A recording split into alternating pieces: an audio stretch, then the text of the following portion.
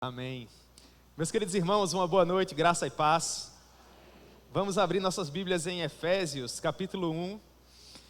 Esse foi o texto que Deus propôs ao meu coração para nós pensarmos brevemente hoje à noite. Efésios, capítulo 1. E com a graça de Deus, nós vamos ler a partir do verso 1. E avançaremos até o verso 14, em nome de Jesus.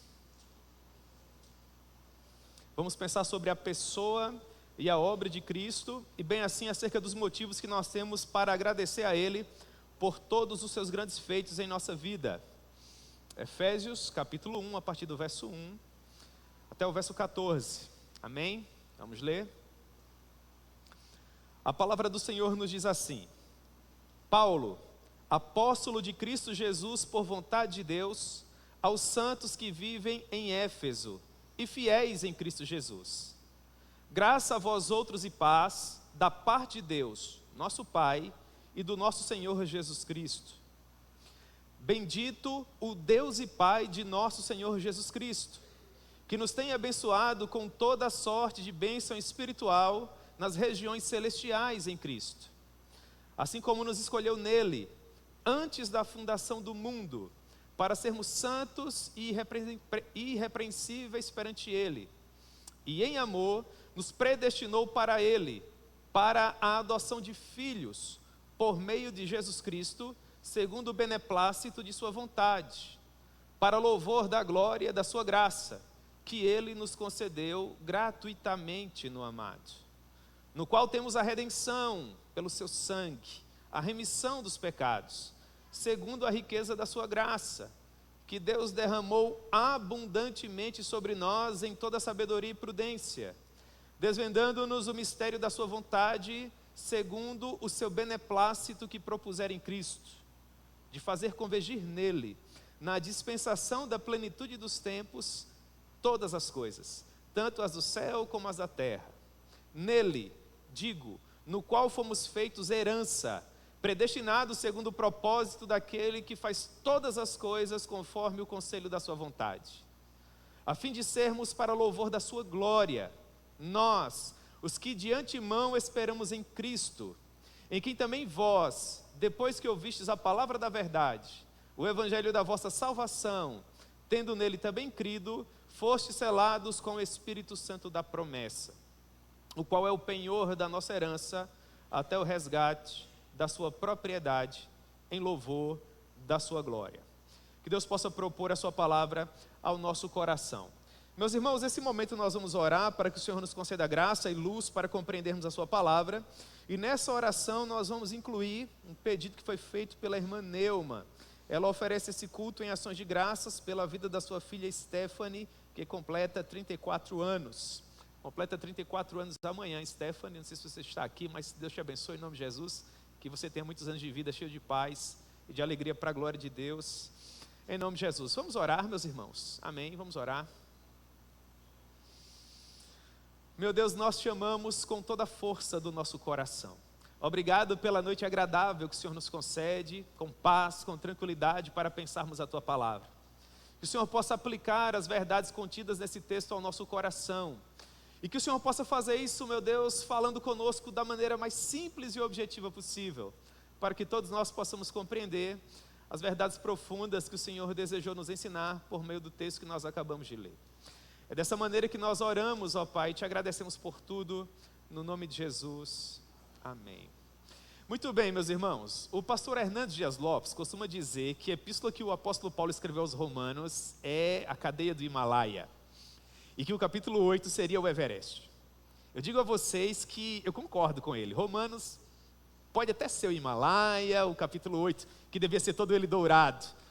Bem poderia ser o Everest, mas a epístola que Paulo escreveu aos Efésios seria a visão que nós teríamos se estivéssemos agora no cume do Everest. Imagine você, bem agasalhado, obviamente, no cume daquela montanha extraordinária, é o ponto mais alto do planeta Terra. E imagine toda aquela expansão de mundo que você veria. Todos aqueles grandes picos nevados, as nuvens que estavam ali pairando sobre ele, a pureza daquele ar pouco contaminado pela poluição que nós produzimos. Seguramente você diria, olhando para toda aquela expansão de mundo, para toda aquela beleza, você diria: Glória a Deus. Sim ou não? Isso é Efésios. Você olha para Efésios e diz, glória a Deus. Paulo escreveu esse documento na porção mais madura da vida dele. Ele se encontrava na primeira metade da década de 60 depois de Cristo. Havia se passado pelo menos 30 anos que o Senhor Jesus havia morrido e crucificado. Paulo não era mais aquele teólogo neófito dos primeiros anos de caminhada, mas agora ele era um pastor maduro, um teólogo experimentado, o missionário mais conhecido da cristandade naquela época, e escreve uma espécie de carta circular para nortear as igrejas que ele e bem assim os seus amigos, demais missionários, companheiros, haviam plantado na região da província romana da Ásia Menor. Nós temos, portanto, um documento escrito pelo maior teólogo de todos os tempos, na porção mais madura da sua vida, escrevendo sem as pressões dos perseguidores, porque ele se encontrava numa espécie de prisão domiciliar romana. Portanto, tudo contribuía para que esse homem, sendo inspirado por Deus, viesse a produzir esse documento que é belíssimo. E no verso 1 ele inicia esse texto precioso se apresentando. E ele se apresenta com base naquilo que tanto o orgulhava, daquilo que lhe causava tanta alegria, tanto prazer, e que é um motivo de orgulho para todos nós que aqui estamos. Ele se apresenta como um servo do Senhor. Acho que esse é o título que todos nós mais festejamos, não é? O fato de sermos homens e mulheres de Deus. É dessa maneira que Paulo começa, com esse coração cheio de orgulho genuíno para a glória de Deus. Ele diz, Paulo, apóstolo de Cristo Jesus, por vontade de Deus. É dessa maneira que ele inicia a sua carta, agradecendo a Deus pela benesse de ser um homem da palavra, um homem do evangelho, um ministro das sagradas escrituras. Como Paulo se orgulhava dessa prerrogativa que a graça de Deus havia lhe conferido. Escrevendo a Timóteo, procurando incentivar Timóteo a ser um bom pastor, o apóstolo Paulo diz assim, 1 Timóteo capítulo 1, verso 12, esse verso é muito caro ao meu coração. Paulo diz, sou grato para com aquele que me fortaleceu, Cristo Jesus, nosso Senhor, que me considerou fiel, designando-me para o ministério. Meus irmãos, esse é o meu verso. Eu, à semelhança do apóstolo Paulo, também sou grato para com aquele que me fortaleceu, Cristo Jesus, que me escolheu. Irmãos, eu sou bem-aventurado. O Deus Todo-Poderoso, Pai de Jesus Cristo, me escolheu antes da fundação do mundo e me dotou com capacidade suficiente para a glória do nome dEle, para que, à semelhança do apóstolo Paulo, eu também fosse um ministro da palavra. Você já imaginou que coisa preciosa? Eu bem poderia ter escrito isso aqui, irmãos, me representaria da mesma forma. O Espírito Santo não me concedeu essa benesse, mas eu me vejo nesse texto aqui, acredito que outros ministros da palavra da mesma forma. Você, garoto, que nasceu para ser um pastor, um ministro do evangelho, você também deve se orgulhar desse texto, é o nosso texto. Nós somos gratos para com aquele que nos fortaleceu, Cristo Jesus, nos fez ministros da palavra. Que abertura, hein, irmãos? Isso é Efésios. Eu, Paulo, sou um apóstolo, não pela vontade de qualquer homem, não há favores humanos aqui. Isso não tem a ver com sobrenome, isso não tem a ver com conta bancária, não tem a ver com o valente, com o poderoso, com o que corre. Isso é graça, irmãos, é favor imerecido. Ao longo da história, muitos homens forçaram a barra, através de favores conseguiram chegar a essa condição, mas nós distinguimos aqueles que estão sobre uma plataforma como essa na força do seu braço. Assim como nós, da mesma forma, também distinguimos aqueles que nasceram para isso. Paulo nasceu para ser esse homem de Deus. Ele se orgulhava disso, assim como eu, assim como vocês que possuem por suas vezes seus dons e talentos. Todos nós, homens e mulheres de Deus, chamados por Ele próprio para implementar na terra os valores do seu reino. Sim, irmãos, Paulo, apóstolo de Cristo Jesus, por vontade soberana de Deus, a todos os santos, parte desses santos ele havia alcançado por meio da graça de Deus, pregando o evangelho. Muitos outros vieram depois, sendo evangelizados por outras pessoas, mas o fato é que havia uma comunidade de santos eleitos recebendo esse documento, e Paulo saudava a todos eles com a graça e a paz do Deus e Pai do nosso Senhor Jesus Cristo. A comunidade dos Efésios era uma comunidade miscigenada, havia gentios e havia judeus. Portanto, o apóstolo Paulo, nos documentos que escreveu, sempre fazia questão de, em sua saudação inicial, alcançar ambos os públicos. Nós, que seríamos os gentios, portanto, para nós seria graça. Os judeus que faziam parte daquela comunidade receberiam shalom, a maneira com que eles se saudavam uns aos outros. Graça e paz, não da parte de qualquer pessoa, mas da parte do Deus e Pai, do nosso Senhor Jesus Cristo. Pois bem, dito isso, Paulo inicia a parte dogmática da sua carta. Paulo vai tratar de teologia agora. Mas antes de entrar nos assuntos que ele gostaria de tratar com a comunidade de Éfeso, ele inicia com uma espécie de canção primitiva. Alguns doutrinadores entendem que o capítulo 1 de Efésios, do verso 3 ao verso 14, seria uma espécie de canção primitiva que aquelas pessoas cantavam. Uma espécie de credo, a semelhança, por exemplo, do credo dos apóstolos. Uma espécie de compilado de grandes doutrinas que serviriam para nutrir a alma eterna daquelas pessoas. A época em que esse documento foi escrito, o analfabetismo era muito grande e os documentos bíblicos, eles não circulavam com tamanha facilidade. Então, para que as pessoas pudessem apreender as doutrinas, era comum que eles resumissem as doutrinas em canções, em pequenos credos primitivos. Portanto, ao que parece, o que nós temos nesses versos que vamos estudar hoje à noite, seria uma espécie de velha canção que as pessoas daquela região cantavam para tentar memorizar todas as doutrinas que tinham a ver com a pessoa bendita do nosso Senhor Jesus Cristo. Então Paulo inclui, quem sabe, essa canção, ou oração, ou credo, nós não sabemos com certeza, aquilo que talvez circulava entre as igrejas como uma espécie de doxologia. E ele vai agradecer a Deus por cada uma das suas características, dos seus atributos, e a maneira como esses atributos nos alcançam e nos transformam, nos fazem novas criaturas para a glória de Deus. Pois bem, é isso que acontece aqui. Então nós olhamos para o verso 3. E no verso 3, Paulo diz uma coisa preciosa. Ele diz: bendito o Deus e Pai de nosso Senhor Jesus Cristo. Essa palavra eulogia aponta para o produto dos nossos lábios. É como se Paulo, querendo louvar a Deus, dissesse: Senhor, nós louvamos e bendizemos o teu santo nome, porque tu és digno de tudo aquilo que sai dos nossos lábios. Uma vez que nós compreendemos a beleza da mensagem da cruz ensanguentada, tudo mais que sai dos nossos lábios é tributo de louvor a Ti. Nós não Te louvamos apenas no momento em que nos reunimos solenemente no local público de adoração e cantamos louvores. Isso é adoração.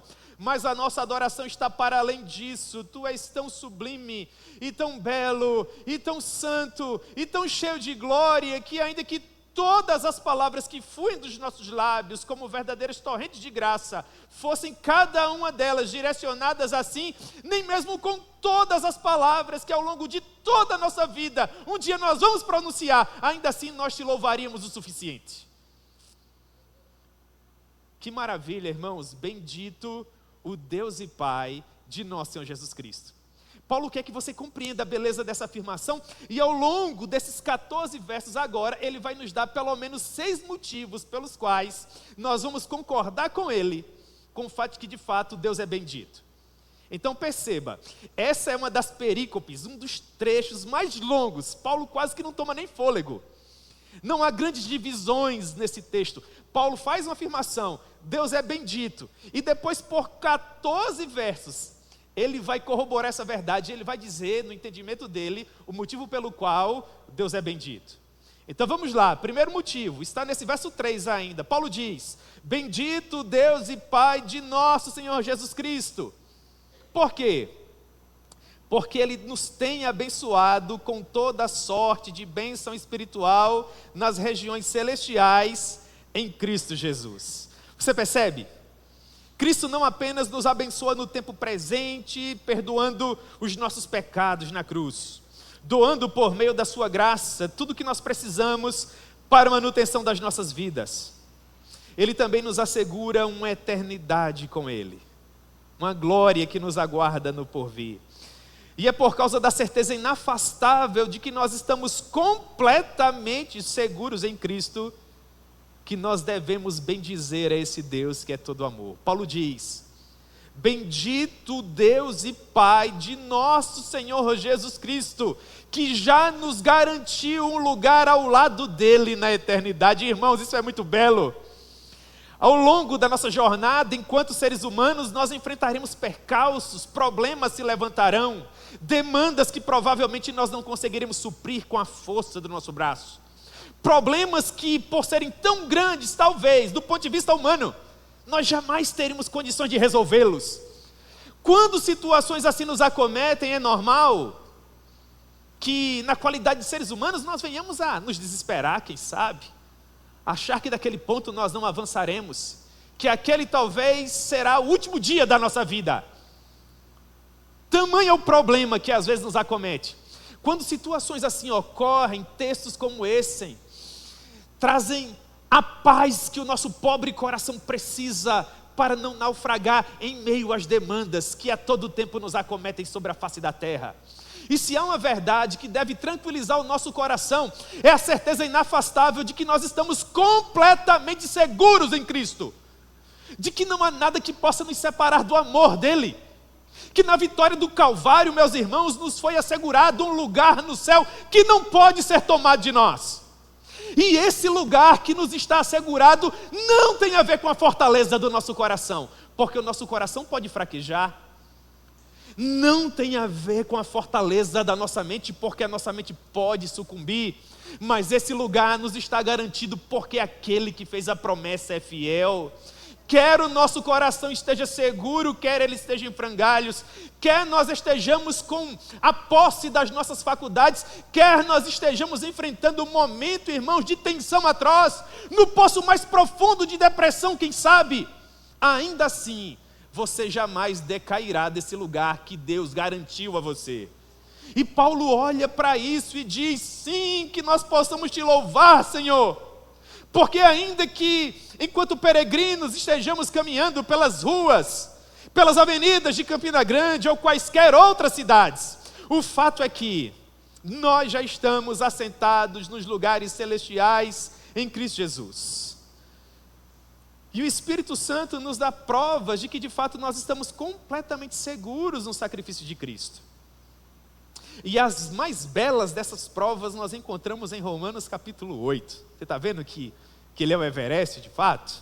Pois bem, há 5 provas de que nós estamos completamente seguros em Cristo Jesus em Romanos capítulo 8. E que por causa disso nós devemos louvar a Deus. Provas que nós conseguimos enxergar em nossa vida, que nos dão a certeza de que de fato nós compreendemos a mensagem da cruz ensanguentada e por causa disso estamos seguros em Cristo. A primeira prova é a inclinação do Espírito. Se você, assim como o apóstolo Paulo, pode louvar ao Deus e Pai do nosso Senhor Jesus Cristo, que tem te abençoado com toda sorte de bênçãos celestiais, nos lugares celestiais, em Cristo Jesus, você, em primeiro lugar, se inclinará para as coisas do Espírito. Quem é aquele que está seguro em Cristo? Quem é aquele que nasceu de novo? É aquele que se inclina para as coisas do Espírito. Que quando vai namorar, namora para a glória de Deus. Que quando faz um noivado para a glória de Deus. Que quando se casa para a glória de Deus. Escolhe um curso superior para a glória de Deus. Trabalha em determinada empresa, se submete a determinado concurso, tudo isso para a glória de Deus. Tudo mais que ele faz ao longo do seu dia a dia, todos os seus planos, todos os seus projetos, tudo tem a ver com a glória de Deus, porque ele tem o Espírito de Deus. Essa é a realidade de quem nasceu de novo. O pecado agora é um acidente. Não vive mais ele, Cristo agora vive, Cristo agora reina. Viver para essa pessoa é Cristo, morrer para essa pessoa é lucro. Tudo que ele almeja, tudo que ele aspira, tudo que ele mais deseja é viver para a glória de Deus. É a inclinação do Espírito. Mas em segundo lugar, essa pessoa não simplesmente se inclina para as coisas do Espírito. Há também aquilo que o apóstolo Paulo chamou de testemunho interior. Quando ele diz que o próprio Espírito testifica com o nosso Espírito que nós somos filhos de Deus. Meus irmãos, isso é precioso demais. Homens poderosos dariam um braço direito para ter essa certeza. Esse testemunho interior, você já ouviu essa voz? Você já sentiu essa presença? Já lhe ocorreu de que Deus estava bem pertinho de você, tão próximo que você poderia tocá-lo. É o testemunho interior do Espírito Santo, dado apenas aos eleitos, aos crentes, aos santos. Mas em terceiro lugar, há uma terceira prova. O fato de que as lutas do tempo presente não podem ser comparados à glória que nos aguarda no final. Perceba, quem nasceu de novo se inclina para as coisas do Espírito. Quem nasceu de novo possui o testemunho interior do Espírito. Quem nasceu de novo possui a certeza inafastável de que ainda que ele venha tombar no campo de batalha, chamado planeta Terra, quando seus olhos se abrirem mais uma vez, ele estará na presença do Rei dos Reis e do Senhor dos Senhores. Sim! No momento em que o dinheiro acaba, que os cereais faltam no armário, que você sobrevive, quem sabe, porque uma tomada está ligada numa máquina. Você olha para aqueles aparelhos e diz com a força do seu coração: ah, irmãos, as lutas do tempo presente não podem me separar da glória que me aguarda no final. Você olha para aquela máquina com aqueles barulhinhos e luzes piscando, e você diz: você não tem a última palavra. Você não decide nada. Eu estou seguro. Eu não tenho medo de você. Quarto lugar, nós temos a intercessão do Espírito. Porque nós não sabemos orar como convém. Então Ele intercede por nós. Como? Ah, vocês sabem, não é? Com gemidos. Mas em quinto lugar, nós temos a certeza absoluta que não há nada que possa nos separar do amor de Deus. O amor de Deus que está onde? Que está em Cristo Jesus. Paulo faz uma pergunta retórica em Romanos capítulo 8, verso 35. É uma pergunta dourada. Ele diz: quem nos separará do amor de Cristo? Então agora nós vamos responder. Paulo olhou para os principais problemas da época dele. E de uma maneira exemplificativa ele colocou diante de nós. O que havia de tão grave na época de Paulo que talvez pudesse nos separar do amor de Cristo? Ele diz: será tribulação, angústia, perseguição, fome, nudez, perigo, espada. Então ele diz no verso 38, está escrito no verso 38, você pode me acompanhar. Começa assim: porque eu tenho dúvidas de que nem a morte, é assim que está escrito? Porque talvez, quem sabe, nem a morte, é assim que está escrito? Não é assim, porque nesse ponto não pode haver dúvidas. Tem a ver com as nossas almas eternas. Jesus não brincou com as nossas almas eternas. Paulo não brincou com as nossas almas eternas. Eu, por minha vez, não posso brincar com as almas eternas de vocês. O texto é claro, e ele diz: porque eu estou bem certo, que nem a morte, nem a vida, nem os anjos, nem os principados, nem as coisas do presente ou do porvir, nem poderes, ou altura, ou profundidade. Paulo vai mais longe e diz: nem qualquer outra criatura pode nos separar do amor de Deus que está em Cristo Jesus. Portanto, está provado. Nós temos motivos de louvar a Deus junto com Paulo, porque nós estamos assentados nos lugares celestiais em Cristo Jesus. E não há nada que nos faça decair dessa condição.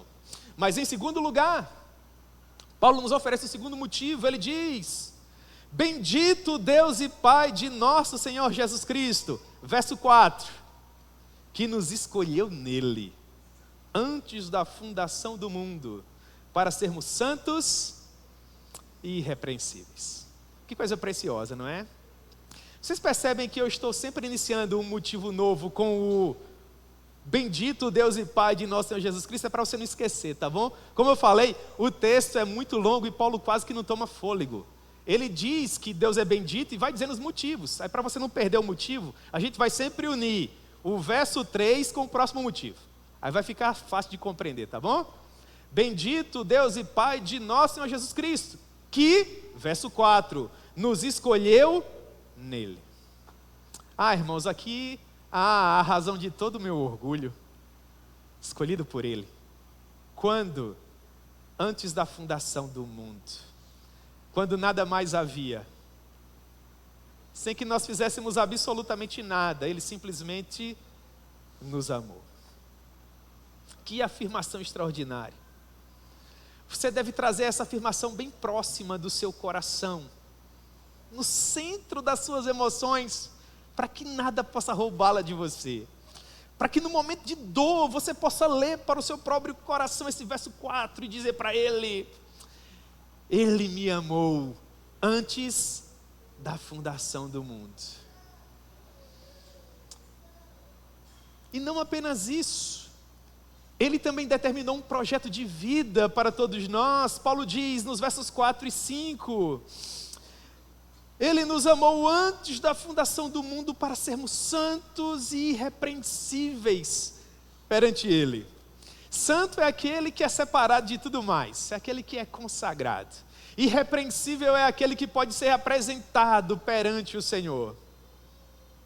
É aquele que não possui manchas, que não possui defeitos, é aquele que foi purificado pelo sangue do Senhor Jesus. Atente para o fato de que aqui nós temos mais uma afirmação, tão retumbante como a afirmação de Romanos 8,35. De que não há nada que possa nos separar do amor de Deus que está em Cristo Jesus. Sim, irmãos, é uma afirmação. Nós não fomos enviados ao mundo para vivermos uma possibilidade.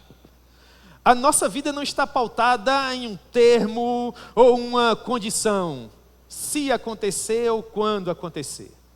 A nossa vida está pautada sobre uma verdade absoluta. Ele nos enviou ao planeta Terra para sermos santos e irrepreensíveis. Isso é extraordinário.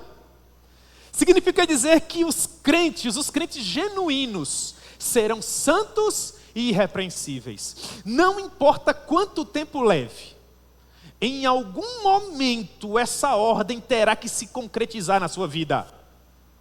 Se você de fato foi amado antes da fundação do mundo, se você foi escolhido nele, se você foi chamado para compreender a mensagem da cruz ensanguentada, essa ordem vai alcançar você. Eu não sei se com 5, 10, 15, 20 ou 30 anos, mas em algum momento os meus de graça vão te encontrar. E eles vão fazer com que todas as barreiras e defesas do seu coração sejam estilhaçadas. E você compreenderá o amor de Deus que excede todo entendimento. E esse amor vai arrastar você como um rio poderoso. E assim como o rio, você não vai ter mais condições de escolher qual o teu curso, ou quais obstáculos você vai vencer, ou quando você vai estar descendo sobre cascatas e cascatas, ou fazendo curvas sinuosas. Ele vai ditar o ritmo, Ele vai dizer o caminho, Ele vai vencer os obstáculos e vai tornar você santo, vai trabalhar o seu caráter de tal forma, até tornar você irrepreensível, e Ele não vai abandonar você, até que Ele te transforme um varão perfeito, à plena estatura de Cristo Jesus, para a glória do nome dEle.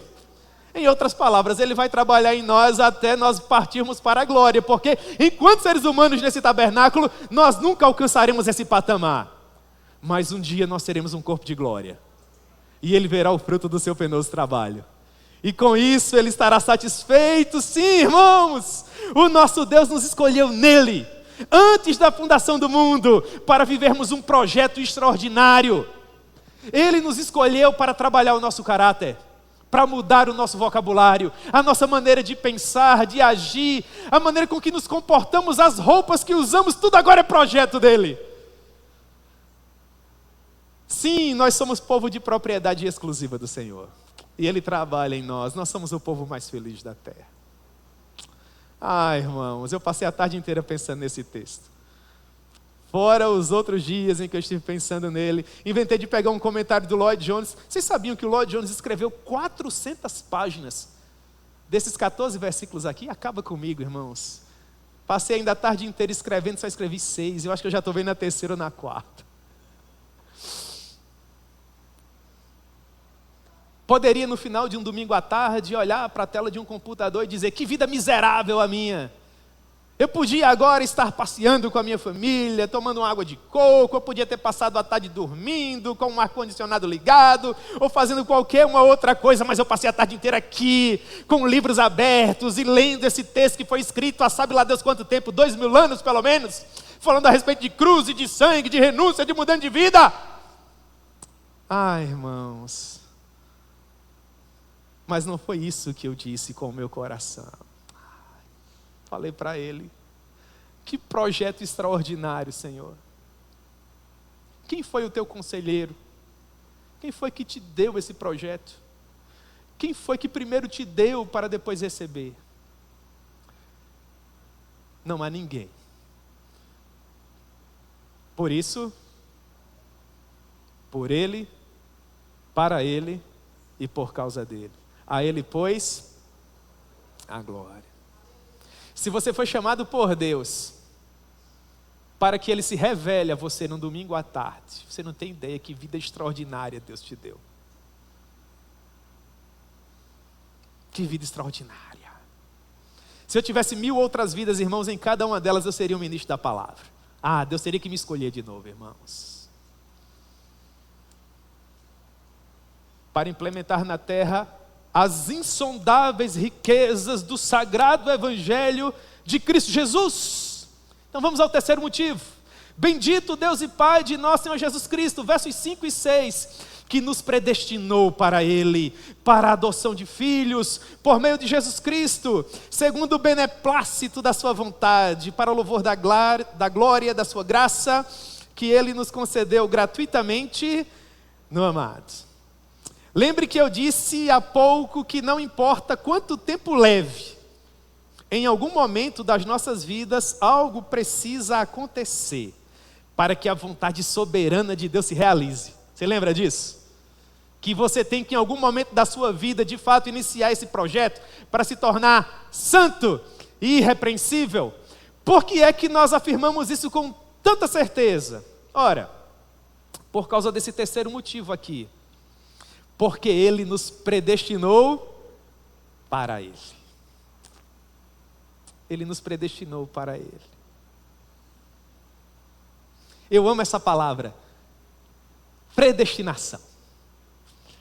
Ao longo dos séculos tem sido motivo de disputa. Alguns olham para ela e sorriem, outros olham para ela e choram. Eu olho para a palavra predestinação e faço as palavras do Lutero que diz: ela me é amada e muito digna donzela. Que palavra bela. Predestinação. O que significa? Significa que desde antes de você tomar conhecimento de que há um Deus Todo-Poderoso, que os meios de graça já atuavam para alcançar você. Não sei quanto tempo você viveu sem conseguir compreender a beleza da cruz ensanguentada, quantos percalços sofreu, quantas lágrimas derramou, quantas pessoas magoou, quantos livramentos você recebeu. Talvez você se achava a pessoa mais desvirtuada, com a vida mais quebrada, aquele pecador mais vil, cuja graça jamais alcançaria. Não sabia você que a todo tempo os meios de graça estavam trabalhando como uma espécie de grande conspiração, liderada pelo Todo-Poderoso, que finalmente culminaria naquele grande e belo dia em que você se sentaria numa igreja semelhante a essa, quem sabe. E um pecador semelhante a mim estaria, com as suas falhas e limitações, expondo as sagradas palavras de Cristo Jesus, e nesse momento o Espírito Santo iluminou você, e levou você até o Calvário, e você viu todo o sangue que foi derramado, e a sua vida nunca mais foi a mesma. Tudo que você viveu contribuiu para esse momento, para tornar você a pessoa que você é. É o que Paulo está dizendo aqui: predestinados para Ele, criados para Ele. Pessoas que viveriam achando que estavam no controle, pessoas que viveriam achando que tomavam as decisões, pessoas que achavam que de fato eram senhoras do seu próprio destino, não sabia que chegaria o dia em que essa graça os tornaria filhos, predestinados para a adoção de filhos, por meio de Jesus Cristo, segundo o beneplácito da sua vontade. Você pobre pecador que usa traduções como a NVI, como a NVT, você nunca vai ter o prazer de ler segundo o beneplácito da sua vontade. Só aqueles que usam a revista atualizada. Essa grande conspiração, os meios de graça atuaram para que nós um dia nos tornássemos filhos. Que coisa preciosa. A maneira com que Ele nos guardou nos locais mais áridos em que nós um dia estivemos, todos os livramentos que Ele nos deu, tudo contribuindo para aquele grande dia em que nós não resistiríamos mais e finalmente nos colocaríamos na presença dEle, reconhecendo que apenas Ele é Senhor. Que projeto extraordinário! Ah, irmãos, foi para isso que nós nascemos, para um dia nos tornarmos filhos, segundo a sua vontade que é soberana. O que significa a expressão beneplácito da sua vontade? No grego é só uma palavra, eudokia, aponta para uma vontade que é soberana. Você foi adotado porque Ele quis assim. Você não contribuiu com absolutamente nada. Na verdade, você não tem nada. Se Deus tivesse que te adotar por algo que você tem a oferecer, meu irmão,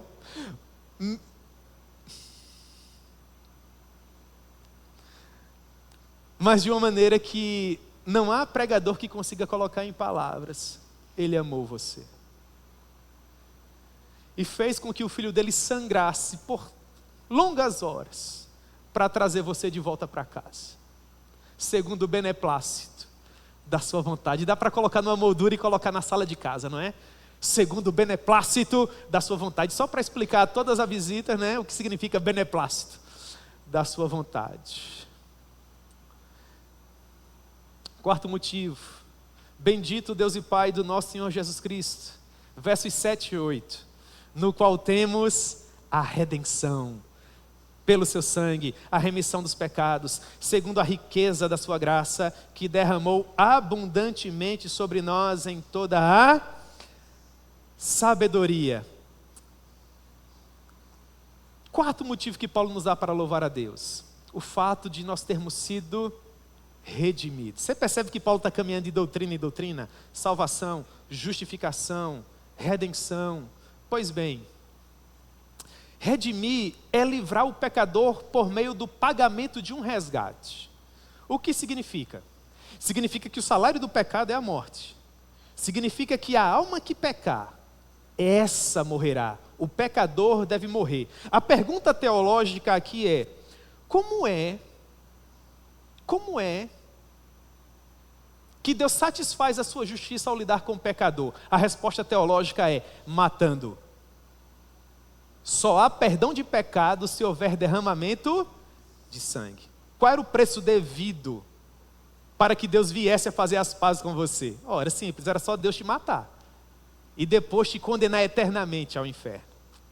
Aí Paulo diz assim: bendito Deus e Pai de nosso Senhor Jesus Cristo, que não fez isso conosco, pelo contrário, Ele encontrou outro meio para pagar a nossa dívida. Qual foi o meio que Ele encontrou? Ora, irmãos, foi através da redenção que há em quem? Em Cristo Jesus. Quem deveria morrer? Você, eu. Quem morreu em nosso lugar? Jesus. Sobre quem foi cobrado o preço? Jesus. Quem pagou a dívida? Jesus. Quem morreu? Quem sofreu? Quem foi, irmãos? Foi Jesus. Então você concorda com Paulo que esse é o motivo de louvor? Você pode fazer coro com ele e dizer: bendito Deus e Pai de nosso Senhor Jesus Cristo, no qual temos a redenção, no qual nós somos livres, no qual o preço que nós devíamos é pago, no qual nós somos perdoados, por causa de quem a ira de Deus é afastada de sobre nós. Bendito seja esse Deus, louvado seja o nome dEle. Que verdade preciosa! É por isso que nós somos os herdeiros da cruz. É por isso que a mensagem do Evangelho é a mensagem da cruz, porque toda a graça de Deus é derramada sobre pecadores que não merecem isso, por meio da cruz. E não importa quantos pecados você cometeu, filho de Adão, a palavra diz: onde abundou o pecado, como é bonito.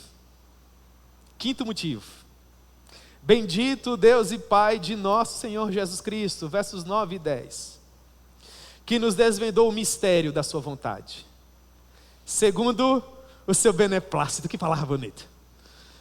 Que propuseram em Cristo, de fazer convergir nele, na dispensação da plenitude dos tempos, todas as coisas, tanto as do céu como as da terra. Bendito Deus e Pai do nosso Senhor Jesus Cristo, que nos desvendou o mistério da sua vontade. Paulo nos diz qual é o mistério. Ele diz: O mistério que estiver oculto dos séculos e das gerações. Colossenses 1:26. Agora, todavia, se foi manifesto aos seus santos, aos quais Deus quis dar a conhecer qual seja a riqueza da glória desse mistério entre os gentios. Isto é, qual é o mistério de Deus? O mistério é Cristo em nós, a esperança da glória. Descortinado. Tudo o que você precisa para a saúde eterna da sua alma e para a sua bem-aventurança pelos séculos dos séculos é Cristo. Bem-aventurado Deus e Pai do nosso Senhor Jesus Cristo, que nos revelou o Filho. Não existe amor maior que esse, irmãos.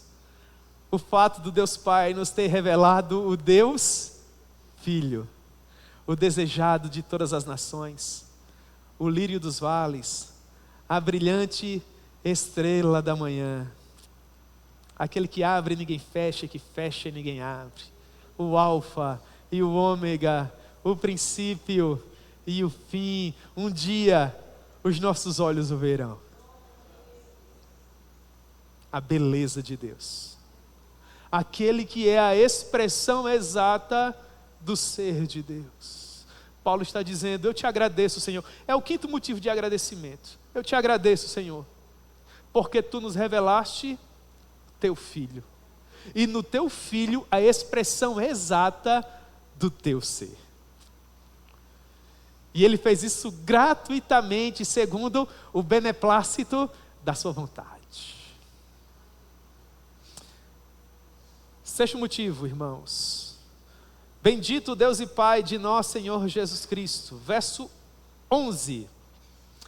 No qual nós fomos feitos herança. Aí a palavra aparece mais uma vez, a palavra que eu amo. Predestinados. Para quê? Segundo o propósito daquele que faz todas as coisas conforme o conselho da sua vontade. O verso 11 é a prova inafastável de que a minha vida e a sua vida, para a glória de Deus, precisam dar certo. Porque se a minha vida e a sua vida não der certo, vai ser a primeira vez na história que Deus falhou. Não é possível, né, irmãos? Claro que não é possível.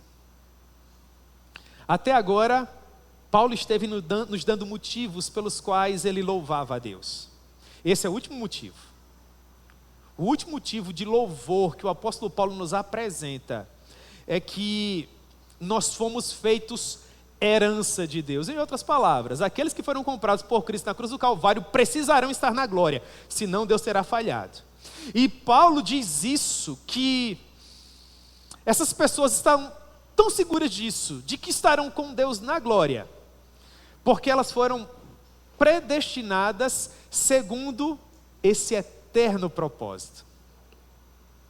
Em outras palavras, você está vivendo um projeto cósmico.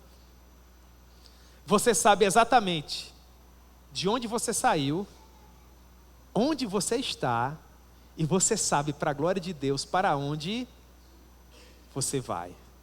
Por quê? Porque você foi predestinado segundo o propósito daquele que faz todas as coisas conforme o conselho da sua vontade. E ele te predestinou para ser a sua herança. Que coisa preciosa, não é, irmãos? Eu quero acreditar que Paulo não poderia ter começado o mais belo documento de todo o Novo Testamento com outras palavras. 6 motivos pelos quais todos nós podemos louvar a Deus. Nós podemos louvar a Deus porque Ele tem nos abençoado. Nós podemos louvar a Deus porque Ele tem nos escolhido nele.